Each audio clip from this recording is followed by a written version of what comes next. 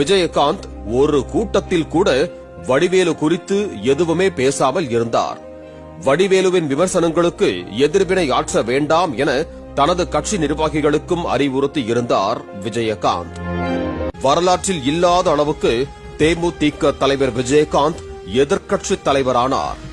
ஆனால் வடிவேலுவுக்கு எதிராக தேர்தலுக்கு முன்பு எப்படி அமைதி காத்தாரோ அதே போல அமைதி காத்தார். எந்த ரிவெஞ்சும் எடுக்கவில்லை.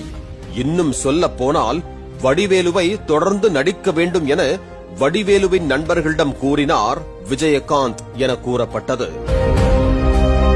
தேர்தல் முடிவுகளுக்கு பிறகு கட்டதுரையிடம் சிங்களாக சிக்கிய கைப்புள்ளை போல வடிவேலு திரும்பி பார்த்த போது உடன் யாரும் இல்லை.